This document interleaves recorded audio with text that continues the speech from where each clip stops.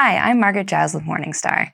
Stocks had another strong year in 2025, but successful investors know they should look forward rather than look back. Joining me to discuss 5 key investment mistakes to avoid in the year ahead is Morningstar's Director of Personal Finance and Retirement Planning, Christine Benz. Christine, thanks for being here. Margaret, it's great to see you. So, you think a key mistake that investors might make at this juncture is to assume that all stocks are expensive and that they've hopelessly missed the party in investing in them. So, what should they do instead? Well, 2025 was another great year for equity investors, especially, but bond investors did okay as well. But I think that might be a risk today that investors might assume, oh, I'm too late, forget it, I had this cash sitting there. And so I think a key thing to keep in mind is that not every part of the market is expensive. The small cap and value oriented companies have not done nearly as well as growth oriented companies over the past several years. So one idea, even though I love kind of the one and done total market index fund, would be to potentially add on a small complement of small and mid cap value stocks using some sort of an index fund or, maybe even an actively managed fund with some skill set in ferreting out undervalued companies in those spaces. You might consider just adding a small position in those to augment that broad U.S. market, which has a lot of exposure to those big AI-related technology names. Just bear in mind, you wouldn't want to take this too far because anytime you're talking about small caps and value stocks, you're getting more cyclicality and more sensitivity to what's going on in the market. That can be good, it can be bad, but you wouldn't want to put all your chips on that, even though that is appears to be a relatively undervalued part of the U.S. market, certainly today. Right. And the U.S. market overall has really gotten more and more concentrated over Yes. 2025. So good to keep in mind.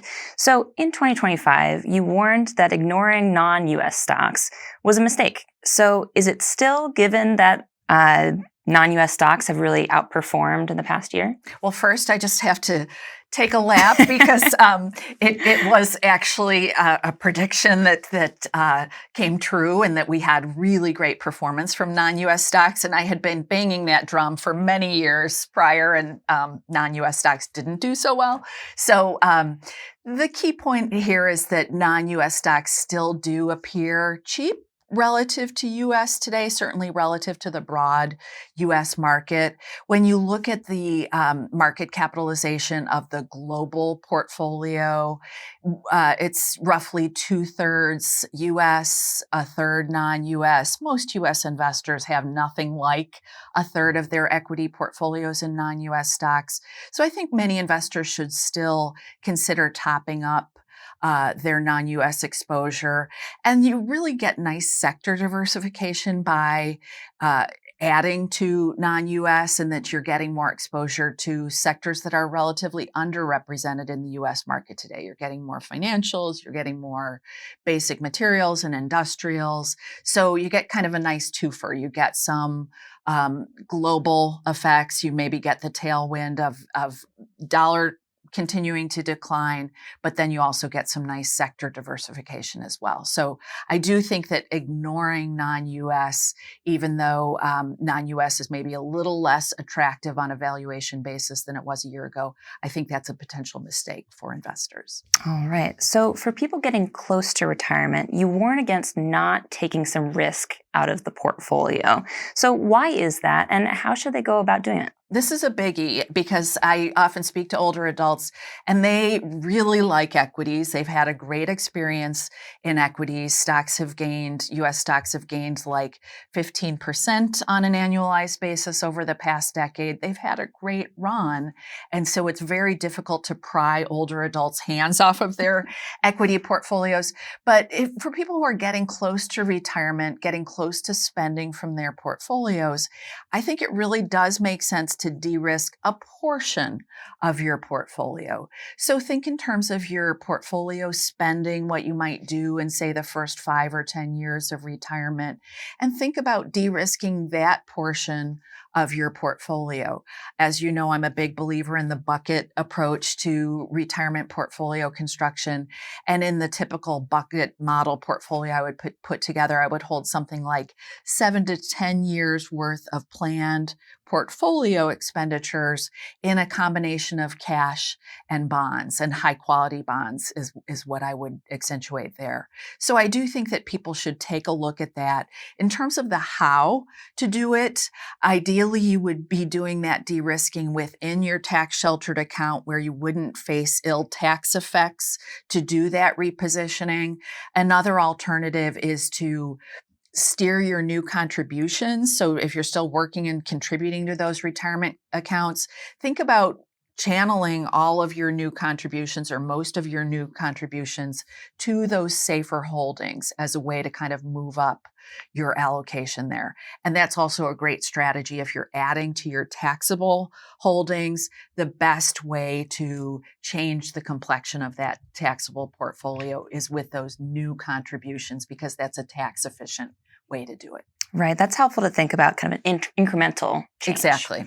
So sticking with kind of fixed income here, you think another potential mistake is spending too much time thinking about the macro environment, so economy, interest rates, when positioning that bond portfolio. So what should people do instead? Right. Get off Fed watch, because I think, that is a common trap. I wrote about this in 2025, Margaret, because my sense was I was hearing from a lot of investors like, what do you think the Fed's going to do? Do you think that I'm better off holding cash for now and moving the money into bonds?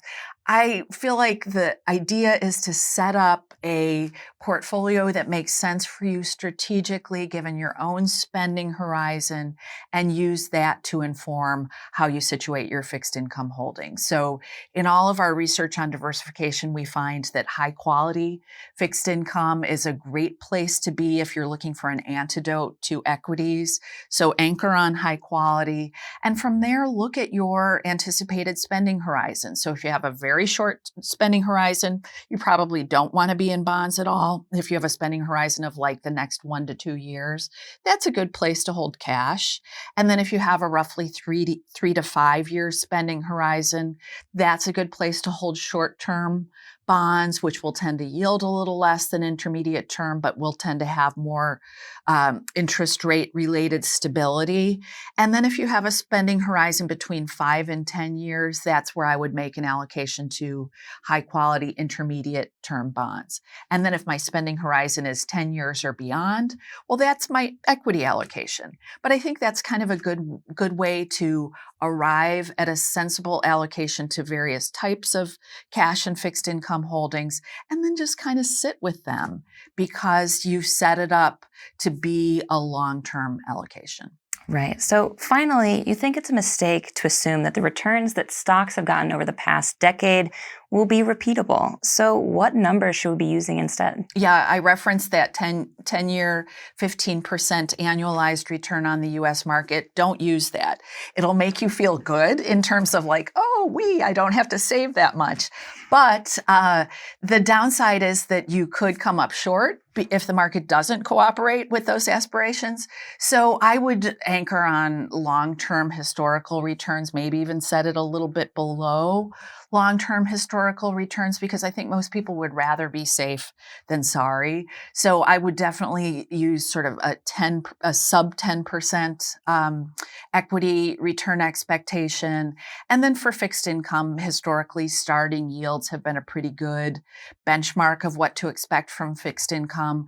We're at like a 4% yield on a 10-year treasury today. That's probably a decent sort of benchmark for how much to expect from your fixed income allocation. So definitely temper expectations. Maybe we'll all get lucky and the market will continue to beat its historical performance, but I wouldn't bank on it. I would probably temper my expectations a little bit.